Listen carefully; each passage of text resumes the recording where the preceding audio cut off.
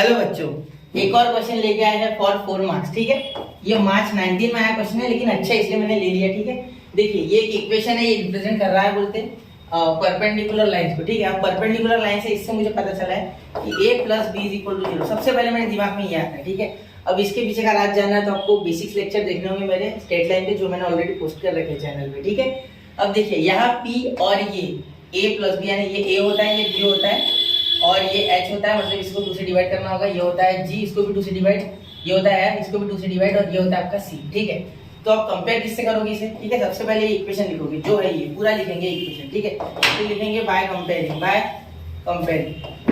Comparing लिखने के बाद क्या करोगे आप? ठीक है, आप लिखोगे यहाँ ax² plus 2hxy plus by²। ठीक है, उसके बाद लिखोगे आप प्लस 2gx, ठीक है, plus 2fy plus c equal to 0। ठीक है, अब यहाँ देखिए इसके बाद क्या करोगे आप? ये a है ना आपका, ये a आपका p आ है। ठीक है, a इज p, ठीक है, b इज आपका x3, ठीक है, एंड h क्या है आपका, इसको 2 से डिवाइड करोगे तो -4।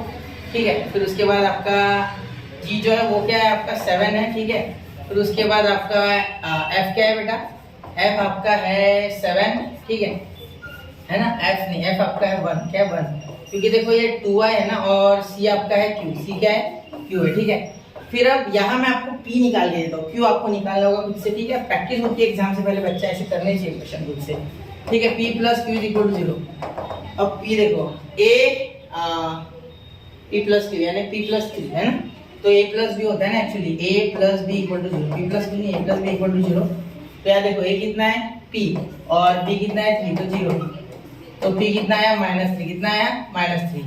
ठीक है, अब आप अगर ध्यान दोगे तो p -3 आ गया बच्चा। ठीक है, अब अगर आप इसको दूसरा फॉर्मूला लगाओगे तो आपको मिलेगा c कौन से फॉर्मूला में आता है? देखो, एक तो आप लगा सकते हैं ये, जो कि स्ट्रेट लाइन है तो कंडीशन तो दोनों सेटिस्फाई हो रहेंगे।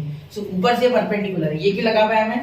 Because the pair of lines is perpendicular. आप ऐसा लिखोगे यार, ठीक है, या बाकायदा ऐसा लिख के ये लिखना। ठीक है, एग्जाम में क्लियर। अब यह 4 मार्क्स का क्वेश्चन, तो आपको सारा डिटेल बताना होगा। ठीक है, इसके बाद देखो यहाँ ट्रिक याद रखो। ठीक है, आप क्या लिखोगे? A handsome girl. Actually handsome girl होता नहीं है, ग्रामेटिकली गलत है, ब्यूटीफुल गर्ल होती है, लेकिन आपको याद करना है। ठीक है, वरना आप मुझे कमेंट करोगे कि सर ग्रामर गलत हो गया। ऐसी बात नहीं है, आपको ट्रिक याद रखनी है। A handsome girl has best friend, या आप बोलो बॉयफ्रेंड, आपकी इच्छा है, बेस्ट फ्रेंड ज्यादा बेटर लगता है मुझे। A handsome girl has best friend gone for cinema. ठीक है, इस हिसाब से लगा सकते हैं। या दूसरा क्या है, ये जनरली बच्चे मैट्रिक्स यूज नहीं करते, मैंने देखा है। तो देखो a b c, और इसकी जगह और a b c plus 2fgh, ठीक है, माइनस ax² माइनस bg² और माइनस ch² इक्वल टू 0। ये आपको लगाना है। ठीक है बच्चा, तो दोनों में से एक कंडीशन लगाओ, c आ जाएगा। बाकी सबकी वैल्यू है आपके पास, सिर्फ c की नहीं है, c is equal to q, क्योंकि p तो आपका -3 आ गया। ठीक है, तो एक नहीं है तो उसके हिसाब से वो भी आ जाएगा। और मुझे बताना बच्चा कि q आता क्या है, q मुझे कमेंट करो आप। ठीक है, कमेंट करो क्यों, या हैबिट डालो। इससे क्या होगा, आप क्वेश्चन सॉल्व करते रहोगे ना तो आपको आएगा। अभी ये कल का पेपर होने के बाद खत्म तो रहा है यार, मैथ्स तो सीटी में होगा मेन।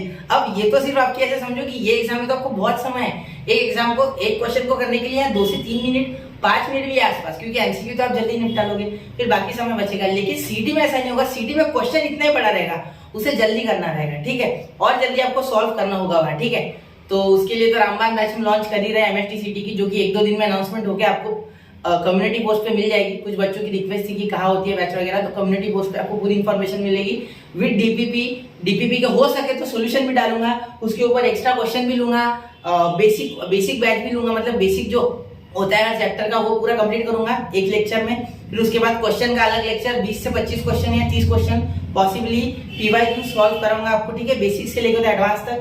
फिर उसके बाद धीरे धीरे मैं आपको पूरे चैप्टर कंप्लीट करा के 11वीं के चैप्टर भी कराऊंगा। फिर उसके बाद ऐसे क्वेश्चन जो आईएमपी अभी मैं कर रहा हूँ ना अपलोड, वैसे तो सारे आईएमपी होंगे, लेकिन फिर भी आईएमपी क्वेश्चन और करूंगा।